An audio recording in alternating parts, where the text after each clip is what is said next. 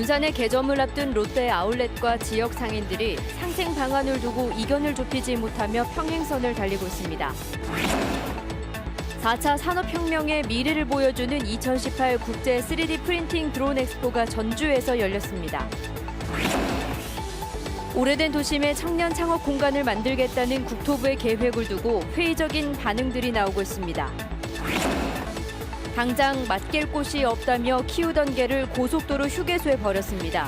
유기된 개가 도로로 나갔다면 큰 사고로 이어질 뻔했습니다. 안녕하십니까. JTV 8시 뉴스입니다.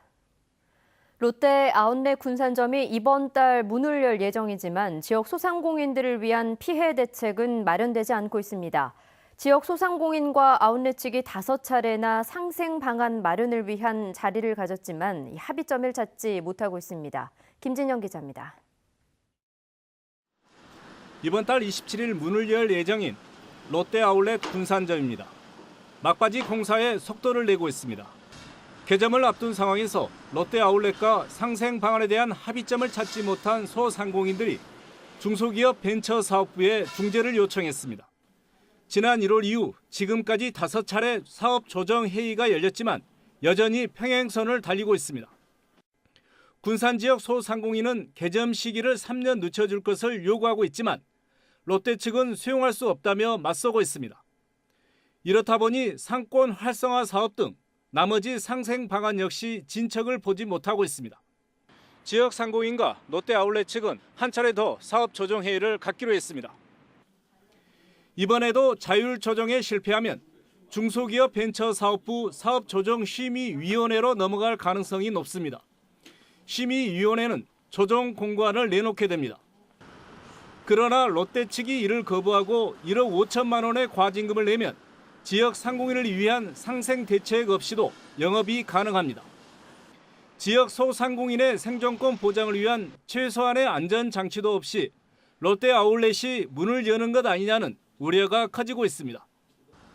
JTB 뉴스 김진영입니다.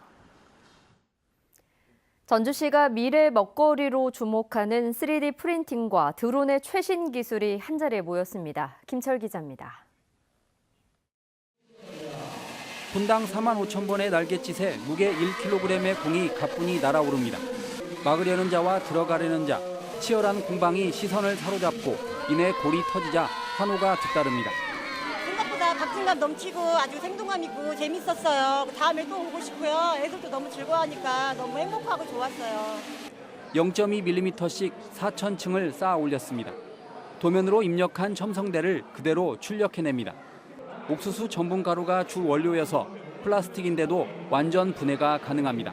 3D로 이제 프린트를 하니까 이제 2D에서 3D로 넘어가는 과정도 좀 새롭고요. 외국에 있는 기업들도 많이 활용을 하고 있다고 해서 많은 관심을 갖고 있습니다.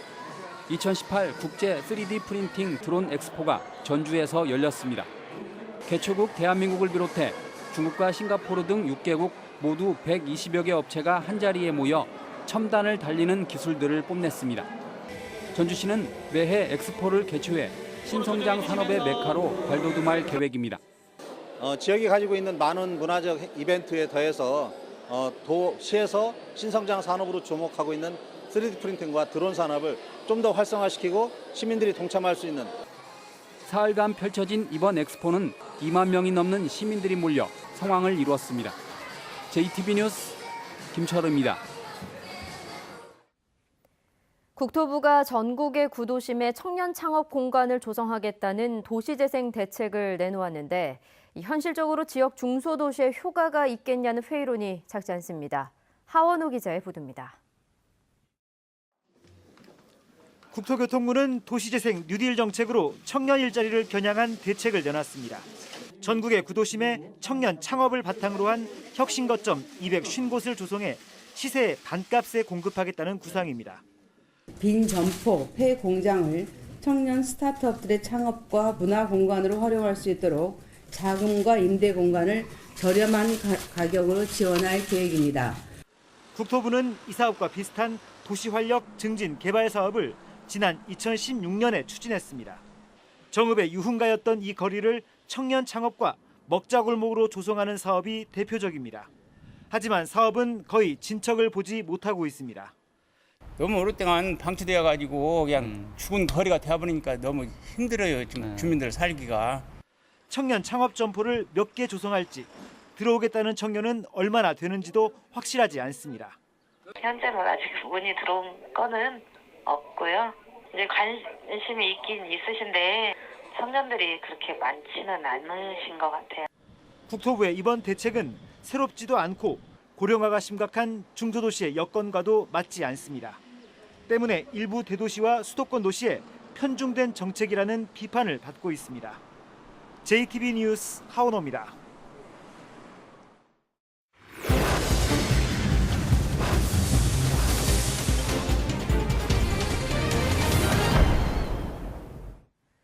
네, 고속도로 휴게소에 키우던 개를 버린 매정한 주인이 있습니다. 외국에 나가려 공항에 가는 길에 당장 맡길 곳이 없었다는 게 이유인데요. 버려진 개가 바로 옆 고속도로로 나갔다면 큰 사고로 이어질 뻔했습니다. 보도에 오정현 기자입니다.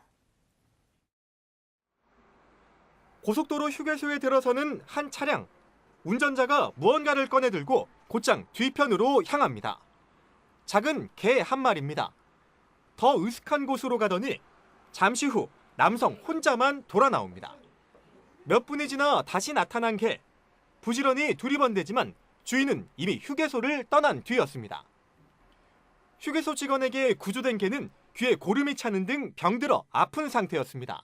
우유 같은 게 저도 안 먹고 놀래서 그런가 좀 안 좋았죠. 다리 저도 그러니까. 개 주인은 개와 7년을 살았고 급하게 외국에 나가는데 맡길 곳이 없었다고 털어놨습니다. 저는 새벽 2시 비행기였고 그날 불가피하게 그날 당장 출국을 해야 되는 상황이고 중간에 맡길 친구도 없고 하니까. 실제 휴게소나 고속도로에 버려지는 개들은 적지 않습니다. 치아와 말티즈 휴게소에서 구조된 아이들이고 저쪽 믹스견들은 고속도로 상에서 애들도 위험할 뿐더러 또 사람에게도. 차가 많고 빠르게 달리기 때문에 사고로 이어질 위험도 크다는 설명입니다. 지난달 30일 충남 아산에선 고속화도로에 버려진 개를 구하려던 소방관 3명이 돌진하는 트럭을 피하지 못해 모두 숨지는 사고가 나기도 했습니다. 유기동물 보호소 측은 개 주인을 동물보호법 위반 혐의로 경찰에 고발할 계획입니다. JTB 뉴스 오정현입니다. 산후 우울증으로 인해 극단적인 선택을 하는 사례가 좀처럼 줄어들지 않고 있습니다. 출산한 여성들에게는 마치 감기처럼 흔한 증상이지만 가볍게 여겼다가는 돌이킬 수 없는 비극으로 이어질 수 있습니다. 나금동 기자입니다. 지난 27일 전주의 한 아파트에서 39살 A씨가 숨진 채 발견됐습니다. 이제 불과 생후 7개월 된 A씨의 딸도 이불에 쌓인 채 숨져 있었습니다. 엄마가 우울증 같아요. 그러니까 산후 우울증인데요.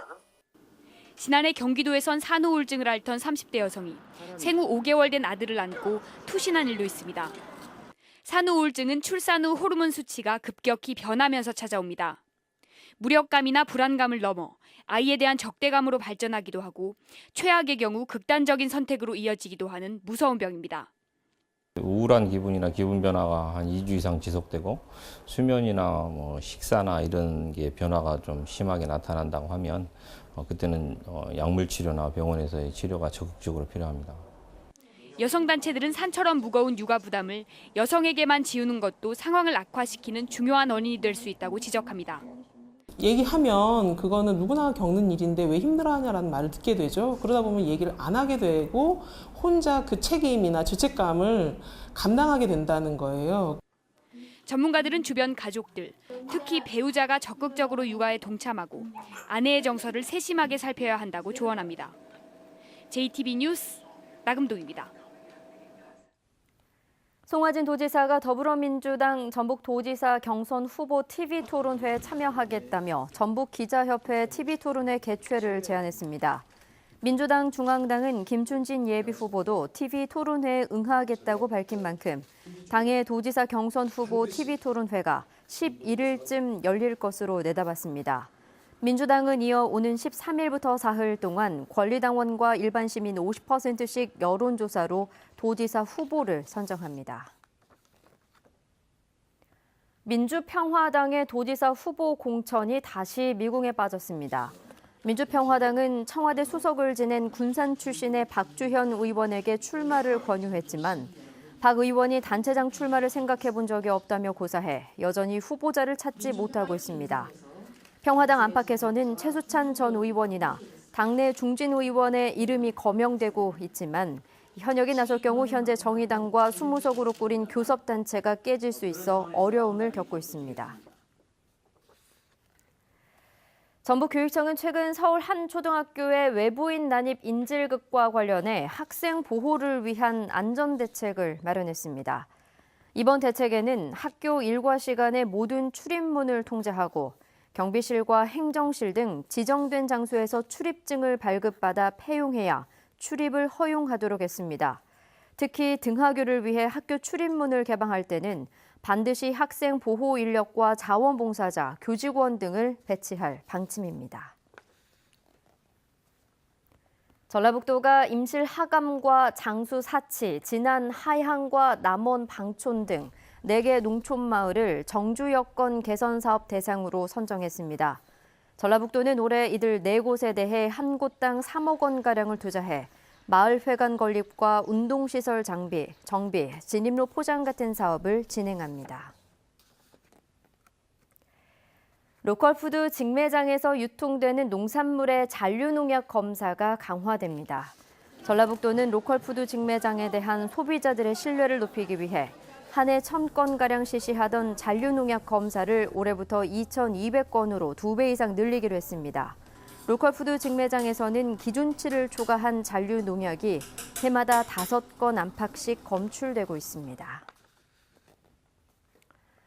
다음 달부터 어선에서 위치 발신 장치를 고의로 끄거나 고장난 뒤 수리하지 않으면 300만 원 이하의 과태료가 부과됩니다.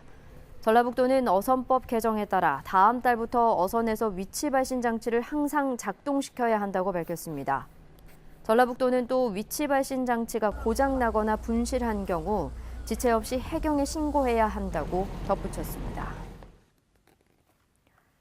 찬바람이 강하게 불면서 때늦은 꽃샘추위가 오늘도 이어졌습니다. 밤사이 빗방울이나 눈발이 날리겠습니다. 내일 낮부터는 기온이 크게 오르면서 전주의 낮 최고 기온이 18도까지 올라 예년 수준을 회복할 것으로 보입니다. 내일은 오전 한때 미세먼지가 짙겠지만 전반적으로 대기질이 보통 수준을 유지하겠습니다. 모레 화요일도 낮 기온이 20도를 웃돌아 포근하겠고 수요일에는 비가 내릴 것으로 예보됐습니다.